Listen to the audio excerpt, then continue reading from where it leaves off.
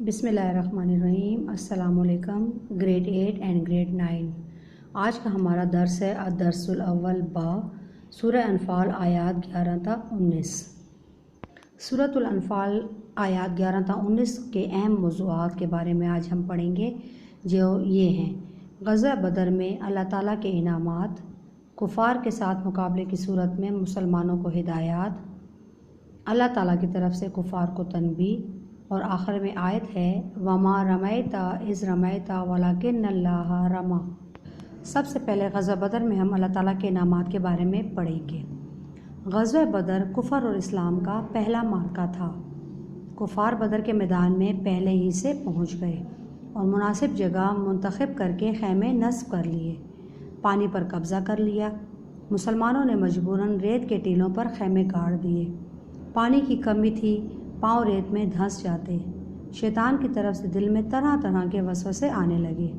ایسے حالات میں اللہ تعالیٰ نے مسلمانوں کی مدد کی اور ان پر انعامات کی بارش کر دی۔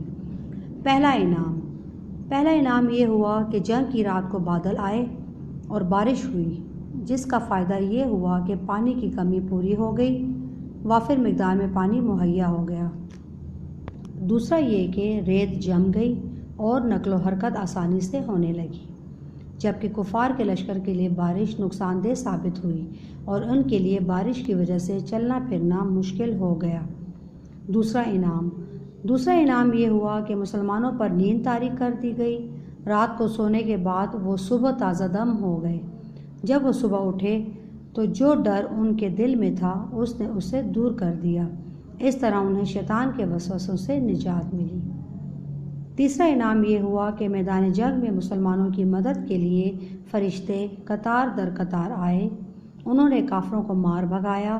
اس طرح میدان جنگ میں مسلمانوں کو فتح حاصل ہوئی اور کفار کو شکست کا سامنا کرنا پڑا۔ یہ تو تھے غزوہ بدر میں اللہ تعالیٰ کے انعامات۔ اب اس کے بعد ہم پڑھیں گے کفار کے ساتھ مقابلے کی صورت میں مسلمانوں کو اللہ تعالیٰ نے کیا ہدایت عطا فرمائی۔ ان آیات میں مسلمانوں کو حکم دیا جا رہا ہے کہ جب تم دین حق کے دشمنوں کے مقابلے میں آؤ تو بہادری سے ڈٹے رہو۔ تمہیں اس بات کی اجازت نہیں کہ بزدلی کا مظاہرہ کرو اور میدان جنگ سے بھاگ کھڑے ہو۔ صرف اس صورت میں پیٹھ پھیرنے کی اجازت ہے کہ کوئی جنگی چال ہو، یعنی کسی اور طرف سے حملہ کرنا ہو یا دشمن کو دھوکہ دینا مقصود ہو، یا اپنی جماعت کے ساتھ مل کر حملہ کرنا ہو۔ میدان جنگ سے فرار ہونے کو حضور صلی اللہ علیہ وآلہ وسلم نے بہت بڑا گناہ قرار دیا ہے، جیسا کہ ہمارے پاس اگلی آیت میں ہے: اے اہل ایمان، جب میدان جنگ میں کفار سے تمہارا مقابلہ ہو تو ان سے پیٹھ نہ پھیرنا۔ اس آیت میں مجاہدین اسلام کو حکم دیا جا رہا ہے کہ تم دشمنوں کے مقابلے میں آؤ تو بہادری سے ڈٹے رہو، اللہ کی مدد تمہیں حاصل ہوگی۔ تمہیں یہ اجازت نہیں کہ باطل کے سامنے بزدلی کا مظاہرہ کرو اور میدان جنگ سے بھاگ کھڑے ہو۔ میدان جنگ سے بھاگنے کو حضور صلی اللہ علیہ وآلہ وسلم نے بڑا گناہ قرار دیا ہے۔ ایک مسلمان مجاہد جب اللہ کی راہ میں جنگ کرتا ہے تو اس کے سامنے دو راستے ہوتے ہیں: لڑتے ہوئے شکست دے کر غازی بنے یا شہادت کا درجہ حاصل کر لے۔ میدان جنگ سے بھاگنا ایک مجاہد کی فطرت نہیں۔ اس کے بعد ایک اہم موضوع جو ان آیات کا ہے کہ اللہ تعالیٰ کی طرف سے کفار کو تنبیہ، اس کے بارے میں ہم پڑھیں گے۔ اللہ تعالیٰ نے غزوہ بدر میں کفار کے سارے ہیلے اور بہانے، مکر و فریب ناکام کر دیے۔ کفار نے روانگی سے پہلے خانہ کعبہ میں دعا مانگی تھی کہ دونوں گروہوں میں سے افضل گروہ اور بہترین دین کو فتح عطا کرنا۔ چنانچہ اللہ تعالیٰ کفار سے مخاطب ہے: اے کافرو، تم پر اب حقیقت واضح ہو گئی ہے کہ مسلمان حق پر ہیں اور حضور صلی اللہ علیہ وآلہ وسلم سچے رسول ہیں۔ اس لیے بہتر یہ ہے کہ اب باز آ جاؤ۔ اگر اب بھی باز نہ آئے اور ایسا ہی کیا تو ہم پھر اپنے رسول صلی اللہ علیہ وآلہ وسلم کی مدد کے لیے اس طرح آئیں گے جس طرح جنگ بدر میں آئے تھے۔ اگر تم کثرت تعداد پر غرور کر کے پھر مقابلے میں آئے تو اللہ کی مدد مومنوں کے ساتھ ہوگی اور تم ذلیل و خوار ہوگے۔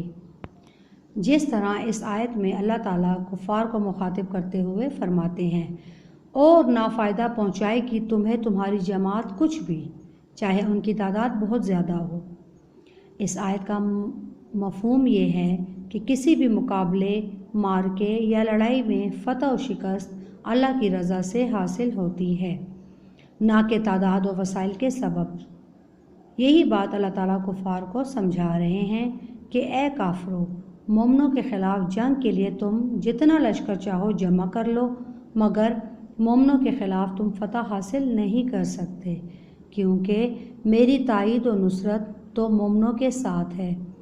اس بات کی آزمائش تم نے میدان بدر میں کر لی ہے کہ 313 مجاہدوں نے تمہارے 1000 کے لشکر کو کس طرح ذلیل و خوار کیا۔ ایسا ہی نتیجہ تم ہر جگہ دیکھو گے، اس لیے اسلام کے خلاف کارروائیوں سے باز آ جاؤ۔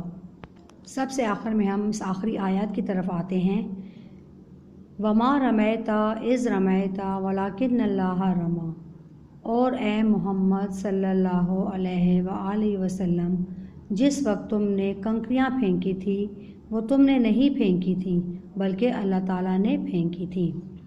ان کلمات میں حضور صلی اللہ علیہ وآلہ وسلم کے ایک خاص معجزے کی طرف اشارہ ہے، جس کا مشاہدہ ایک دوست اور دشمن دونوں نے بدر کے میدان میں کیا۔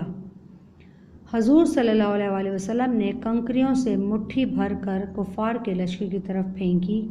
وہ لشکر وسیع رقبے پر پھیلا ہوا تھا، اور کوئی کافر ایسا نہ رہا جس کی آنکھوں میں کنکر نہ گیا ہو۔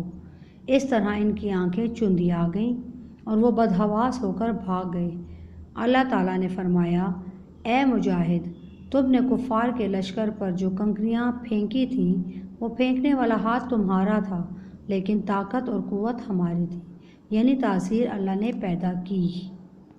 عزیز طلبہ و طالبات، امید ہے کہ اس درس کو آپ نے اچھی طرح سمجھ لیا ہوگا۔ اس درس کو آپ بغور پڑھیں اور اس میں دیے گئے الکلمات و تراکیب کو بھی یاد کریں۔ اس درس کے نوٹ آپ اسکول سے حاصل کر سکتے ہیں۔ شکریہ۔